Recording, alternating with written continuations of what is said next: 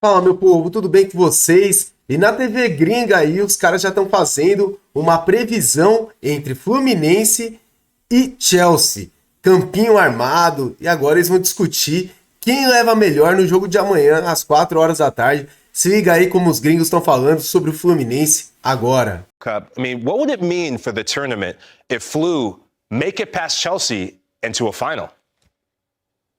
Well, I think that's a great question, Mike. I think firstly for the tournament, I think it would mean it's a success. I think until this point, it has already been a success. But I think to see a team that's outside of Europe make it that far after so much time in Club World Cups, I think the last victory by a Brazilian was in 2012. I think Corinthians, and just to see that there's football all over the world, I think would be a huge plus for FIFA and for football.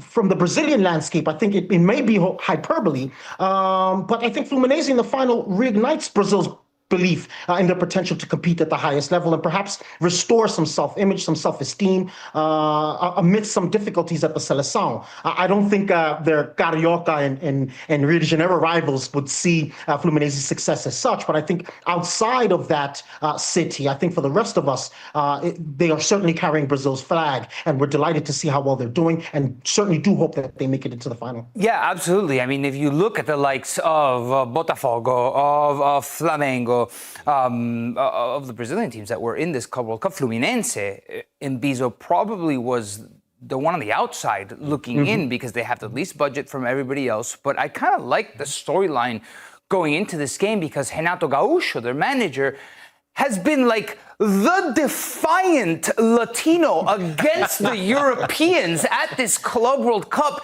He historically has dismerited the Italian football when he played there, saying that it's pure catenaccio. They just loft it forward and drop back. He manages to progress into the semi-finals. So it does feel like this is a refreshing take from Renato going into the semi-final. Yeah, absolutely. And you have to remember that, Fluminense is not even the best team in Brazil, as you mentioned, very much an outsider, nor do they currently have the best Brazilian players, in my opinion. And they're competing against some of the best from other countries, national team players. And of course, football is a lot more complex than that, but there is certainly a psychological impact there. However, I would advise Renato to take it back a notch because he's actually been winning, or rather been progressing with something that's close to and similar to Catenaccio, because Fluminense has done this with very little possession. I mean, am I right?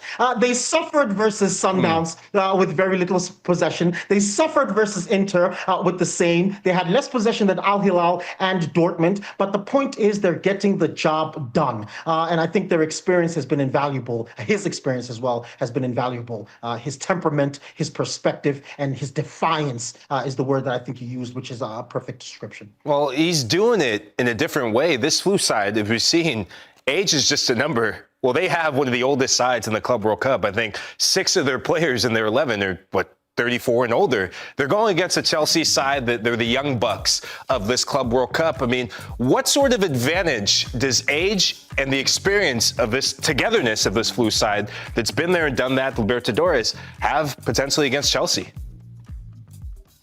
Yes, spot on there, Mikey. I once discussed my concern about Fluminense's age on Golazo. I referred to it as a retirement home with a lot of players coming back from Europe. And last year, they actually struggled in the Brazilian league. And I think that was perhaps because of how many games they had and the age and the wear and tear. They've been a bit better this year. And I think it's because they have played less games. And of course, contrary to most public intimations, Brazilian teams play more football than European teams.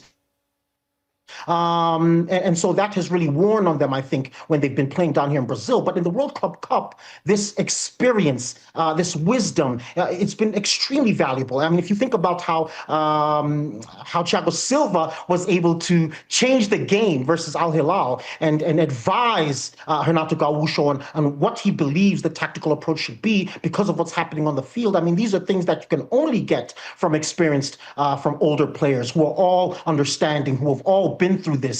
And again, like I said, when you're at that age where you've been through so much, you not only know how to play, but you also know how to soak up pressure and how to suffer.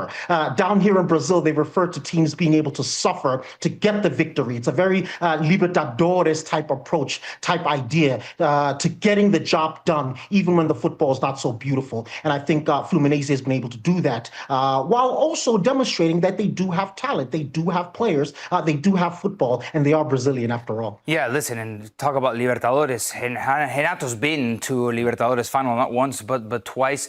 The very first time with Grêmio, taking them all the way, right? It was pretty impressive. And you talk about that experience. I look at a guy like Thiago Silva, not only the experience, but the leadership qualities as well. Getting everybody to believe in that dressing room, get on board. You look at a guy like Germán Cano, which we haven't mentioned, their goal scorer, a record-breaking goal scorer for Fluminense, arguably in the best form of his career in his late 30s, right? So it's just pretty incredible to see how it all kind of comes together with Fluminense. But then you pair it with a guy like John Arias, for example, on Fluminense, a younger Colombian player that's kind of starting to really make a name for himself, already been on the national team, but he's really that difference maker. In Spanish, I really like the word that we use, el diferente, the different one. Who's gonna Diferenciado. be that? O diferenciado in Portuguese. Who's gonna be that guy? And oftentimes for Fluminense, if it's gonna be anybody in Bizo, it's gonna be John Arias. Yeah, no, absolutely. I mean, he's demonstrated his quality. I've been a huge fan of his for quite some time. And down here, people already know of his talent, know of his quality. In fact, many Brazilian fans might argue that he's the best player in the Brazilian league at the moment. I'm not so sure that I would necessarily share that perspective, but he's certainly among the top ones. So his performances for us who are familiar with his game has not been surprising. So like I said, there is talent, not just in Brazil, but all over the world, and that's been on display vis-a-vis teams like Fluminense, vis-a-vis teams like Sundowns, who perhaps fell out, but certainly demonstrated that they can play against the best. Now, when we get to knockout competition, yes, strikers win you matches, but goalkeepers and center backs, they're usually the difference.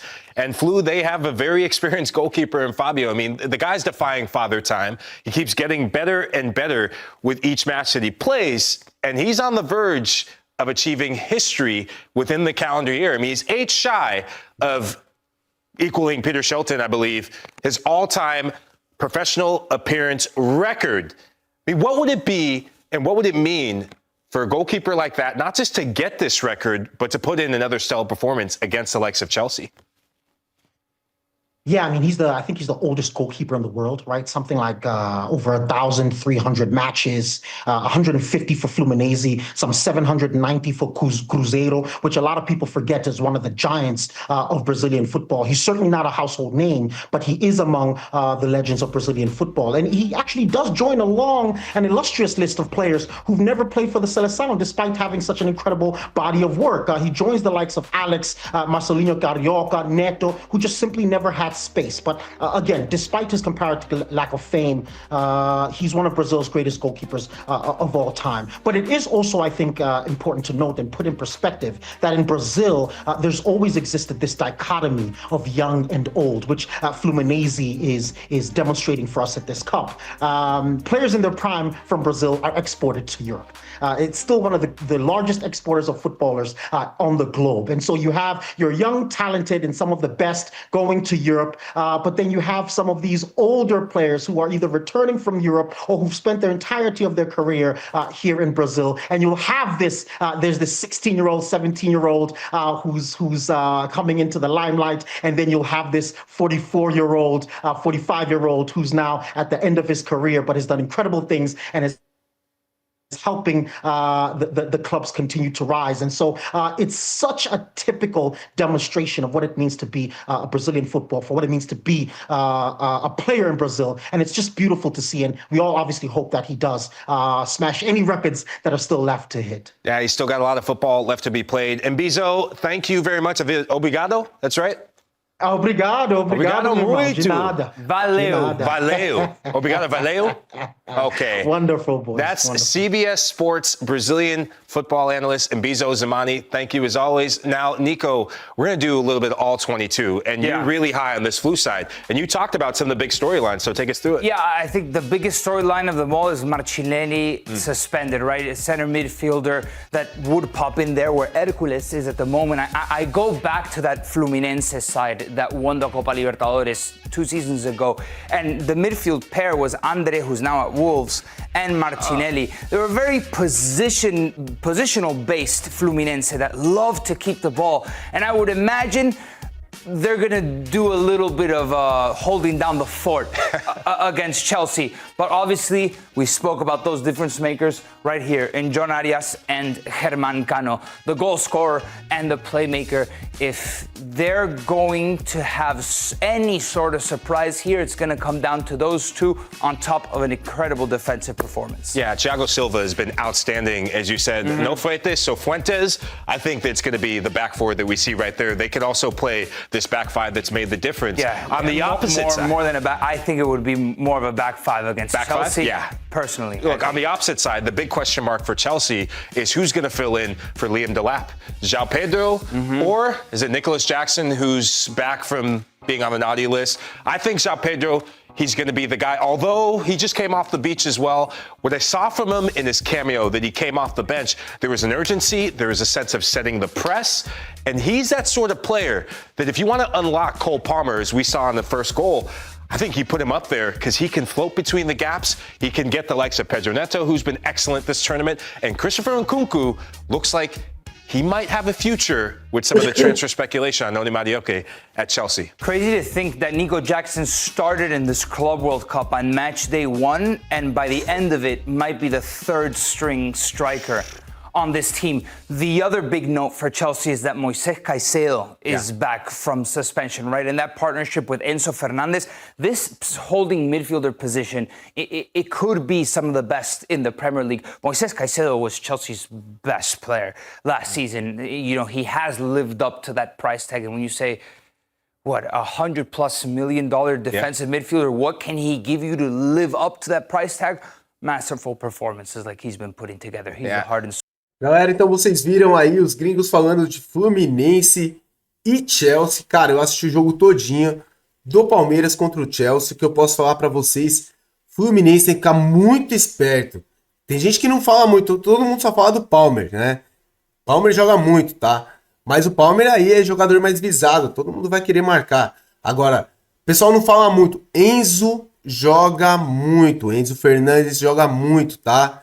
Muito. E esse Nkunku, sei lá como que é o nome desse jogador aí, que é um ponta, que joga pelo lado esquerdo, joga muito. Esses jogadores fizeram a diferença contra o Palmeiras, tá? Palmer, Enzo Fernandes, esse Nkunku aí, acho que o nome é esse. Jogaram muito contra o Palmeiras e fizeram a diferença. Agora, o que eu posso falar pra vocês, o Fluminense tem todas as condições de chegar na final do Mundial. Cara, que loucura, hein, mano? Fluminense é o time de menor campanha do Brasil. Chegou desacreditado, nem todos acreditavam que o Fluminense iria se classificar. Eu até acreditava que o Fluminense, não acreditava no Botafogo muito, mas o Fluminense chegou, galgou grandes passos e tá na porta de uma final aí. A final, para quem não sabe, é domingão. Caramba, já pensou? Fluminense e PSG, o Fluminense e Real Madrid. Que louco, hein? Jogão amanhã, 4 horas da tarde. Vamos ver aí se o Flu vai passar pelo Chelsea. Galera, peço para você se inscrever no nosso canal, deixar o like. Peço também que você compartilhe esse vídeo com seus amigos. Muito obrigado por tudo, fica com Deus e valeu!